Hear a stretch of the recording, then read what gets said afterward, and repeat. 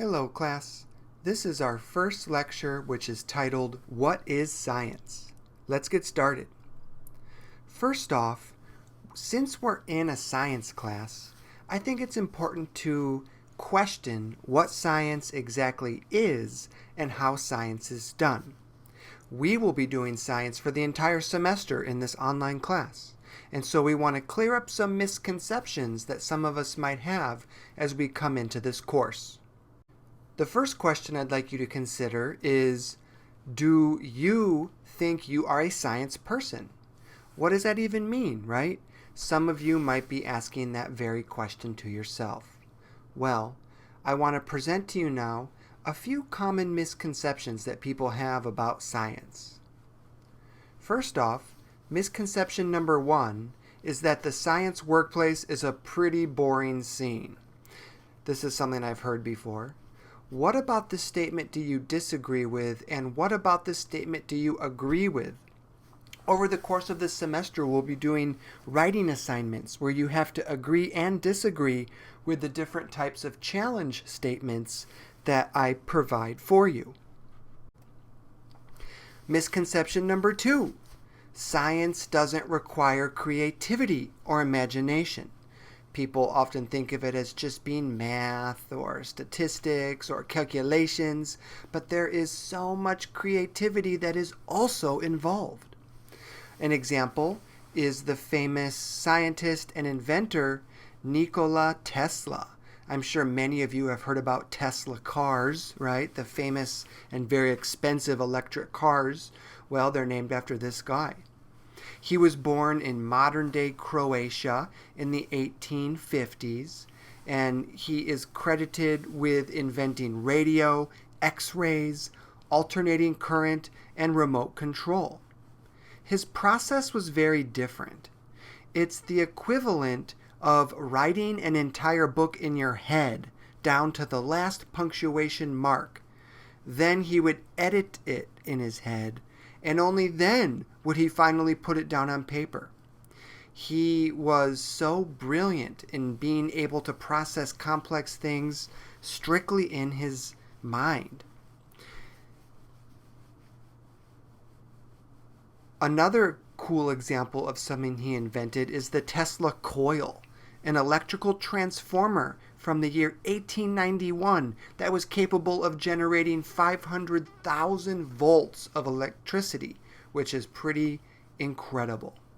Our third misconception about science is that scientists are a bunch of white guys.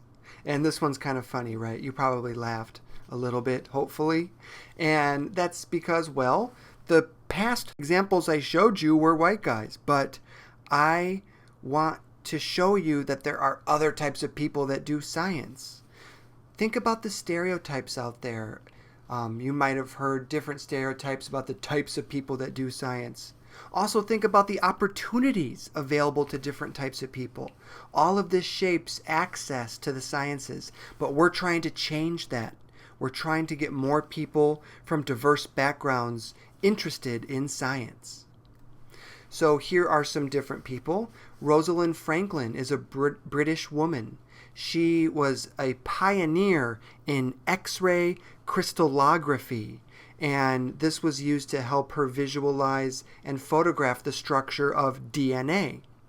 In fact, that dude we talked about earlier, Francis Crick, he was quoted as saying that her data was the data that they actually used for their theory on the structure of DNA. Another person is Charles Henry Turner. He's an African-American man and the first person to prove that insects can hear in the early 1900s.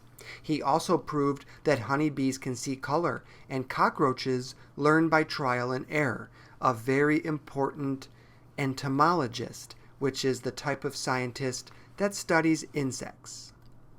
Santiago Ramón y Cajal is a Spanish man and the father of modern neuroscience. He was a skilled illustrator, and hundreds of his brain cell diagrams are still used today. Another person is Faye Waddleton. She is an African-American woman with a master's degree in maternal and infant care and the youngest president ever of Planned Parenthood, also the past president for the Center of the Advancement of Women. And lastly, this lady is Professor Mexia. She is a Mexican-American woman.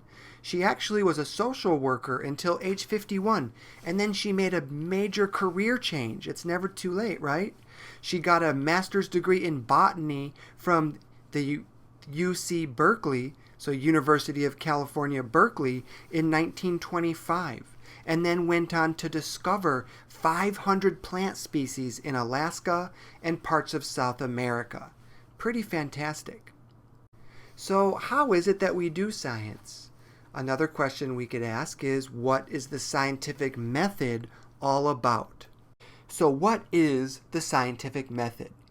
The traditional view is as follows. It is presented as a series of steps. First, we make observations. We observe something happening in the world. For example, we could observe that the leaves fall off of a maple tree in the autumn. That would lead us to form a question. Why do the trees lose their leaves in the autumn? Then we form a hypothesis, and a hypothesis is a statement. A hypothesis is not a question. We could say maple trees lose their leaves in the autumn because the days get colder. Then we form a prediction. Predictions are typically in the form of an if-then statement. So we could say, if it gets colder than 32 degrees, then the maple trees will drop their leaves. Finally, that leads us to make a test. And this test is going to be an experiment. These experiments and the data that we collect from the experiment will either support or reject the hypothesis. Now, in reality, the scientific method is usually not such a nice, linear series of steps. All of these different concepts are interconnected. Questions lead to predictions. Predictions lead to observations. Observations lead to new questions, and so on and so forth. Your take-home message is this: scientific findings are always tentative. That's the beauty of science. We're always discovering new data that either supports or refutes the previous data. And second, the scientific method is used differently by different scientists for different questions. The purpose of science is not to find the truth. The purpose of science is simply to support or refute our hypotheses.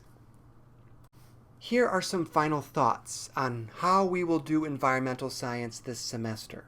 First off, science is based on wonder, and it thrives on creativity. Next, science is done in many different ways. Next, science depends on the efforts of individuals and of groups. And lastly, scientific work is shared among individuals. We are going to try to model all of these facets of science in our lessons over the course of the semester. All right, well, that's it for our lecture on misconceptions about science. Thank you very much for listening, and please let me know if you have any questions.